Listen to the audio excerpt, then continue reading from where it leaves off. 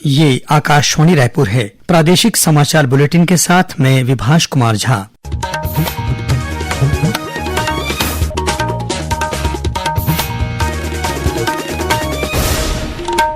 और अब पेश है आज के मुख्य समाचार। मन की बात कार्यक्रम में प्रधानमंत्री नरेंद्र मोदी ने लोगों से आगामी त्योहारों को स्वदेशी उत्पादों के साथ मनाने का किया आह्वान।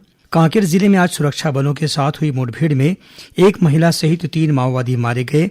घटनास्थल से हथियार सहित अन्य माओवादी सामग्री बरामद। केंद्रीय आवास और शहरी कार्य मंत्रालय ने राज्य के सभी नगरीय निकायों में आदर्श सुविधा केंद्र खोलने के लिए 50 करोड़ रुपए मंजूर किए। और मुख्यमंत्री आज रायपुर में जीएसटी सुधारों पर केंद्रित कार्यक्रम में शामिल हुए। अब समाचार विस्तार से। प्रधानमंत्री नरेंद्र मोदी ने लोगों से आगामी त्योहारों के मौसम में वोकल फॉर लोकल के मंत्र का स्मरण रखते हुए इन्हें स्वदेशी उत्पादों के साथ मनाने की अपील की है। आकाशवाणी से मन की बात कार्यक्रम की 126वीं कड़ी में आज श्रोताओं के साथ अपने विचार साझा करते हुए उन्होंने कहा कि आगामी दिनों में कई त्योहार हैं और भारतीय उत्पादों को खरीदने से परिवार में खुशियां बढ़ जाएंगी। श्री मोदी ने कहा कि स्वदेश में तैयार उत्पादों को खरीदने से कारीगरों के परिश्रम का सम्मान होगा और युवा उद्यमियों के सपनों को पंख भी लगेंगे। आने वाले दिनों में एक के बाद एक त्योहार और खुशियां आने वाली हैं। हर पर्व पर हम खरीदारी भी खूब करते हैं और इस बार तो जीएसटी बचत उत्सव भी चल रहा है। अगर हम ठान लें कि इस बार त्योहार सिर्फ स्वदेशी चीजों से ही मनाएंगे तो देखिएगा हमारे उत्सव की रौनक कई गुना बढ़ जाएगी। वोकल फॉर लोकल को खरीदारी का मंत्र बना दीजिए। श्री मोदी ने कहा कि त्योहार के मौसम के दौरान केवल घर ही नहीं बल्कि सड़कों, पड़ोस, बाजार और गांव की भी स्वच्छता पर ध्यान दिया जाना चाहिए। आगामी 2 अक्टूबर को गांधी जयंती के संबंध में श्री मोदी ने कहा कि महात्मा गांधी ने हमेशा स्वदेशी को अपनाने पर जोर दिया, जिसमें खादी सबसे प्रमुख थी। श्री मोदी ने देशवासियों को आगामी त्योहारों और खासकर दीपावली की शुभकामनाएं दी। प्रधानमंत्री के मन की बात कार्यक्रम को छत्तीसगढ़ में भी सुना गया। मुख्यमंत्री विष्णुदेव साय ने रायपुर में विधायक पुरंदर मिश्रा, सीजीएमएससी के अध्यक्ष दीपक म्हस्के और छत्तीसगढ़ राज्य अल्पसंख्यक आयोग के अध्यक्ष अमरजीत छाबड़ा के साथ मन की बात कार्यक्रम को सुना। इस अवसर पर श्री साय ने कहा कि यह कार्यक्रम करोड़ों देशवासियों को जोड़ने, उन्हें प्रेरित करने और नवाचार और बेहतर कार्यों को सामने लाने का सशक्त माध्यम है। कांकेर जिले में आज सुरक्षा बलों के साथ हुई मुठभेड़ में एक महिला सहित 3 माओवादी मारे गए, जिनके शव बरामद कर लिए गए हैं। इन माओवादियों पर कुल 14 लाख रुपए का इनाम घोषित था। सुरक्षा बलों ने घटनास्थल से एक एसएलआर, एक 303 राइफल, 12 बोर की बंदूक और अन्य माओवादी सामग्री बरामद की है। जिले के पुलिस अधीक्षक इंदिरा कल्याण एलेसिला ने बताया कि सुरक्षा बलों को छिंद, खड़क और तेरियार पानी गांव में 7 से 8 माओवादियों की मौजूदगी की सूचना मिली थी। इस मुठभेड़ में सीता नदी नगरी एरिया कमेटी का सचिव सरवन मड़गम उर्फ विश्वनाथ भी मारा गया, जिस पर 8 लाख रुपए का इनाम घोषित था। आज कांकेर डीआरजी, बीएसएफ और गरियाबंद पुलिस द्वारा एक संयुक्त अभियान चलाया गया है, जिसमें रावस एरिया में आज सुबह मुठभेड़ हुई, जिसमें 3 माओवादियों का शव बरामद किया गया है। एक एसएलआर, एक 303 और एक 12 बोर बंदूक और अन्य सामग्री जो है बरामद हुआ है। इस बीच सुकमा में पुलिस और सुरक्षा बलों ने तलाशी अभियान के दौरान माओवादियों द्वारा हथियार बनाने के एक बड़े कारखाने को ध्वस्त कर दिया है।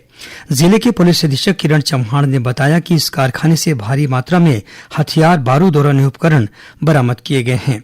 उन्होंने बताया कि सुरक्षा बलों को इस बात की जानकारी मिली थी कि माओवादियों द्वारा इन हथियारों का इस्तेमाल सुरक्षा बलों को नुकसान पहुंचाने के लिए किया जाने वाला था। उधर नारायणपुर जिले में सुरक्षा बलों ने 5-5 किलो के 5 आईईडी बरामद किए हैं। सुरक्षा बलों ने इन सभी विस्फोटकों को कोहकामेटा थाना क्षेत्र के कोडलियार गांव के पास से बरामद किया है। बाद में बम निरोधक दस्ते की टीम ने विस्फोटकों को निष्क्रिय कर दिया। इधर कोरबा से पुलिस ने एक माओवादी को गिरफ्तार किया है। रामा ईचा नाम के इस माओवादी का संबंध रायपुर से गिरफ्तार किए गए नक्सली दंपत्ति से था। केंद्रीय आवास और शहरी कार्य मंत्रालय ने राज्य के सभी नगरीय निकायों में आदर्श सुविधा केंद्र खोलने के लिए 50 करोड़ रुपए स्वीकृत किए हैं। पहले चरण में 14 नगर निगमों और 55 नगर पालिकाओं में आदर्श सुविधा केंद्र शुरू किए जाएंगे। ये सुविधा केंद्र लोगों को विभिन्न तरह के प्रमाण पत्र और लाइसेंस प्राप्त करने तथा पंजीयन और शिकायत निवारण जैसी सेवाओं के लिए एकल खिड़की केंद्र की तरह काम करेंगे। गौरतलब है कि आदर्श सुविधा केंद्र के माध्यम से नगरीय निकायों में लोगों को आवश्यक दस्तावेज और सुविधाएं उपलब्ध कराई जाएंगी। साथ ही प्रदेश में संचालित अन्य नागरिक सुविधा पोर्टल जैसे निदान 1100, मोर संगवारी, संपत्ति कर तथा नगरीय प्रशासन से संबंधित अन्य सेवाओं और सुविधाओं को भी आदर्श सुविधा केंद्र के साथ जोड़ा जाएगा। प्रादेशिक समाचार आप आकाशवाणी रायपुर से सुन रहे हैं और अब आगे बढ़ते हैं बाकी के समाचारों की ओर। मुख्यमंत्री विष्णुदेव साय आज रायपुर के मेडिकल कॉलेज परिसर स्थित अटल बिहारी वाजपेयी सभागार में जीएसटी सुधारों पर केंद्रित कार्यक्रम में शामिल हुए। इस मौके पर मुख्यमंत्री ने कहा कि जीएसटी सुधारों के कारण दैनिक उपयोग के अनेक सामान सस्ते हो गए हैं। इसका लाभ आम लोगों को भी लगातार मिल रहा है। 22 सितंबर से जीएसटी का जो रिफॉर्म माननीय प्रधानमंत्री जी ने किया है वो लागू भी हो गया है और इसका लाभ मिलना भी शुरू हो गया है। आज जो जीएसटी में 4 स्लैब थे वो घटकर 2 स्लैब हो गए हैं। इससे जो दैनिक वस्तु की चीजें हैं वो सस्ती हुई है, कृषि संयंत्र सस्ते हुए हैं, कीटनाशक ये सब सस्ते हुए हैं। सबको इस जीएसटी रिफॉर्म का लाभ हो रहा है और हम लोग इसको बचत उत्सव के रूप में मना भी रहे हैं। जीएसटी बचत उत्सव के तहत पर्यटन और संस्कृति मंत्री राजेश अग्रवाल ने कल सूरजपुर जिले के विश्रामपुर स्थित दुकानों का दौरा कर उपभोक्ताओं और व्यापारियों से बातचीत की। उन्होंने कहा कि जीएसटी सुधारों ने देश की कर प्रणाली को सरल और पारदर्शी बनाया है। सेवा और सुशासन यानी जनसेवा और सुशासन के मंत्र से प्रेरित होकर प्रधानमंत्री नरेंद्र मोदी के नेतृत्व में सरकार परिवर्तन और प्रगति लाने के लिए अथक प्रयास कर रही है। आज इस विशेष श्रृंखला सेवा पर्व में हम आपके लिए लाए हैं कि कैसे मोदी सरकार ने प्रधानमंत्री किसान सम्मान निधि के माध्यम से देश के किसानों को सशक्त बनाया है। भारत सदियों से कृषि प्रधान देश रहा है और आज भी देश की एक बड़ी आबादी अपनी आजीविका के लिए खेती पर निर्भर है। हालांकि हमारे अन्न भंडारों को अनाज से भरने वाले किसानों को अक्सर कई चुनौतियों का सामना करना पड़ता है। उनके संघर्षों को समझते हुए प्रधानमंत्री नरेंद्र मोदी ने प्रधानमंत्री किसान सम्मान निधि पीएम किसान योजना की घोषणा करके मदद का हाथ बढ़ाया। 24 फरवरी 2019 को उत्तर प्रदेश के गोरखपुर में प्रधानमंत्री ने इस योजना का उद्घाटन किया था। अब किसानों को बीज खरीदने के लिए, खाद खरीदने के लिए, दवा खरीदने के लिए, बिजली का बिल भरने के लिए, खेती से जुड़ी ऐसी अनेक जरूरतों के लिए परेशान नहीं होना होगा। केंद्र सरकार हर साल जो 6,000 रुपये सीधे आपके बैंक खाते में ट्रांसफर करेगी। पीएम किसान योजना देश की सबसे बड़ी कल्याणकारी योजनाओं में से एक है।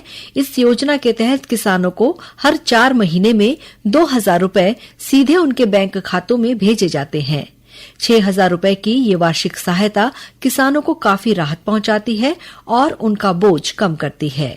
मुझे प्रधानमंत्री किसान सम्मान निधि से हर 4 महीने में 2,000 और साल में 6,000 रुपए मिलते हैं, जो कि मुझे आर्थिक रूप से काफी मदद करती है। अभी खेती किसानी का महीना है, जिसमें मैंने खेती करने के लिए इन्हीं पैसों से खाद, बीज और अन्य सामग्री खरीदी है, जिससे मैं खेती कर अपनी आय को और मजबूत कर रहा हूँ।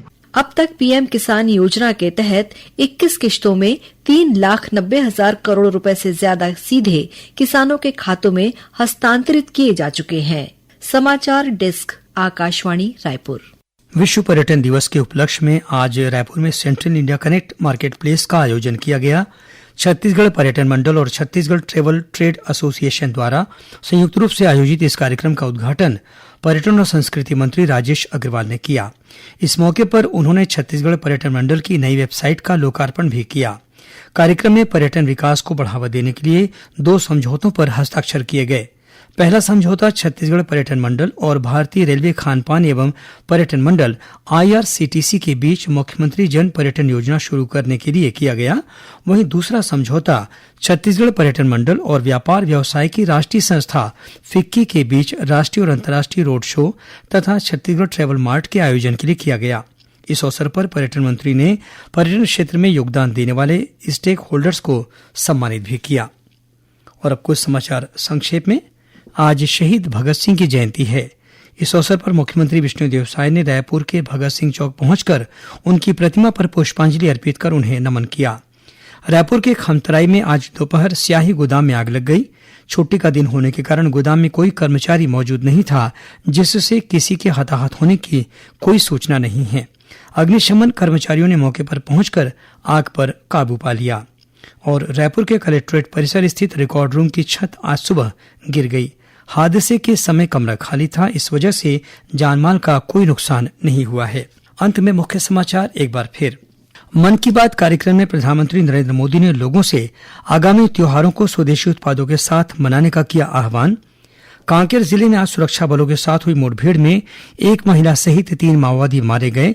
घटनास्थल से हथियार सहित अन्य माओवादी सामग्री बरामद।